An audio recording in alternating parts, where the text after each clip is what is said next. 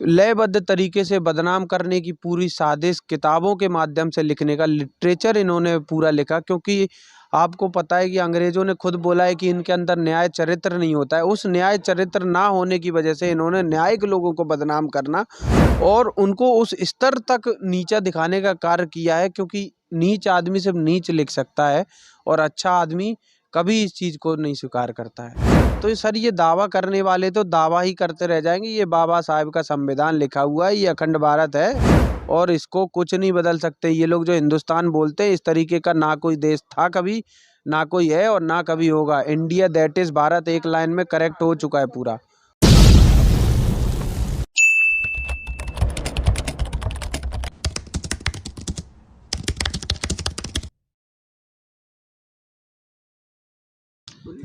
नमस्कार, जोहार, जय मूलवासी। मैं हूं विनोद कुमार देव। आप देख रहे हैं voice Republica, the voice of real representation.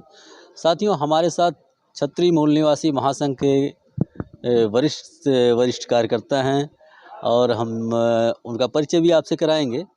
और छतरी मूल निवासी महासंघ की स्थापना किस वजह से की गई, किस उद्देश्य को पूरा करने के लिए की गई, ये सारी बातें जानेंगे। तो आइए बातचीत करते हैं। सर, स्वागत है आपका हमारे चैनल पर। आपका भी स्वागत है सर। आपने हमको मंच दिया और हमारी बात रखने का मौका दिया। मैं ईश्वरधन सिंह जादौन ग्वालियर मध्य प्रदेश से हूँ और मध्य प्रदेश में छतरी मूल निवासी महासंघ का प्रभारी हूँ। छतरी मूल निवासी महासंघ के प्रभारी हैं। सर, समाज में जब हम रीड करते हैं तो इस तरीके का संगठन कोई हमें दिखाई नहीं देता है। नाम रखा गया है छतरी मूल निवासी महासंघ।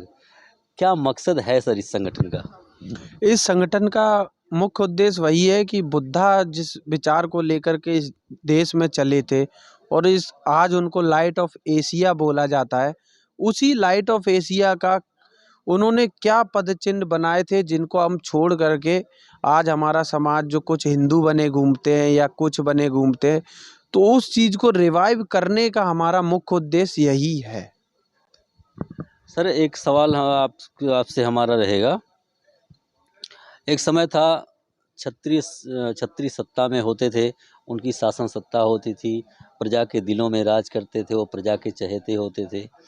रात को वो प्रजा के वेश में घूम घूम के अपनी प्रजा का हाल चाल लेते थे।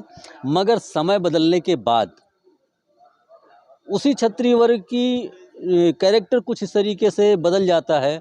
अन्यायी अत्याचारी के वेश में आ जाता है, वो सो हो जाता है, समाज उससे डरने लगता है, समाज उससे किनारा कर लेता है।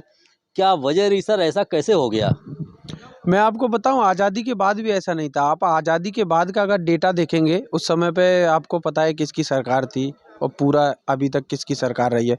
तो उनके सरकार में भी जब राजा खड़े हुए थे तो उस समय पे वही चुन करके आए थे और कई जगह पर तो उनके सामने कई लोगों ने पर्चा भी नहीं भरा था। लेकिन इन्होंने कई सारे प्रजामंडल बनाए और उस तरीके से इन लोगों ने लयबद्ध तरीके से बदनाम करने की पूरी साजिश किताबों के माध्यम से लिखने का लिटरेचर इन्होंने पूरा लिखा। क्योंकि आपको पता है कि अंग्रेजों ने खुद बोला है कि इनके अंदर न्याय चरित्र नहीं होता है। उस न्याय चरित्र ना होने की वजह से इन्होंने न्यायिक लोगों को बदनाम करना और उनको उस स्तर तक नीचा दिखाने का कार्य किया है। क्योंकि नीच आदमी सिर्फ नीच लिख सकता है और अच्छा आदमी कभी इस चीज़ को नहीं स्वीकार करता है।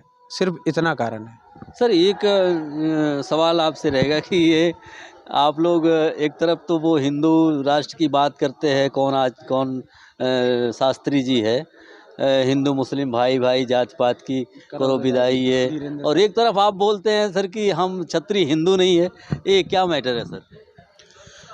सर वो जो बोलते हैं तो अब मैं किसी का मुंह पकड़ नहीं सकता हूँ कि वो क्या बोलते हैं। कल को कई लोग यहाँ पे बोलते हैं कि हम लोगों को अलग स्टेट चाहिए। अभी जैसे हम बिहार की धरती पे बैठे हुए हैं, तो मैंने यहाँ पे भी कई में कुछ लोगों को देखा है। वो लोग बोलते हैं कि हमको कई सारे लोग स्टेट का अलग का दावा करते हैं। तो ये सर ये दावा करने वाले तो दावा ही करते रह जाएंगे। ये बाबा साहेब का संविधान लिखा हुआ है, ये अखंड भारत है और इसको कुछ नहीं बदल सकते। ये लोग जो हिंदुस्तान बोलते हैं, इस तरीके का ना कोई देश था कभी, ना कोई है और ना कभी होगा। इंडिया दैट इज भारत एक लाइन में करेक्ट हो चुका है पूरा और ये दुनिया जानती है। सर, पूरे देश पे अगर निगाह डाली जाए तो क्षत्रिय वर्ग नेतृत्व विहीन है और प्रतिनिधित्व विहीन भी है। तो आपकी तरफ से क्षत्रिय मूल निवासी महासंघ की तरफ से देश के क्षत्रिय वर्ग को और उनकी प्रजा को क्या संदेश देना चाहेंगे? सबसे बड़ा संदेश तो मेरे समाज को यही है कि ये जो पाखंडवाद की बेड़ियों में जो समाज जकड़ा हुआ है और पाखंडवाद से उठने में उनको डर लग रहा है, तो मैं उन सबको यही कहना चाहूँगा, स्वर्गीय ठाकुर साहब देवी सिंह महार साहब का वो लिटरेचर पढ़ें।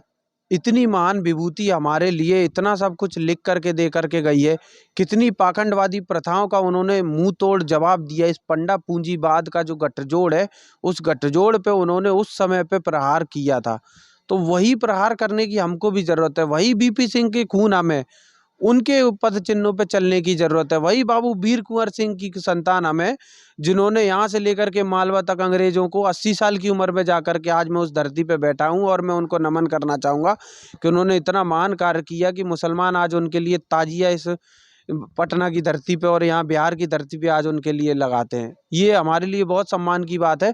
हमको कभी भी इस मसले में नहीं पड़ना चाहिए, क्योंकि हमारे लिए सब भाई हैं और हम इस देश के रहने वाले हैं। तो इसी आधार पे हमको मूल निवासी कहा जाता है। जो इस देश का निवासी होता है उसी को बोला जाता है। तो इसी आधार पे हम सब भाई हैं और हम सब एक हैं। तो इसी एकता का संदेश मैं देना चाहूँगा यहाँ पटना की धरती से।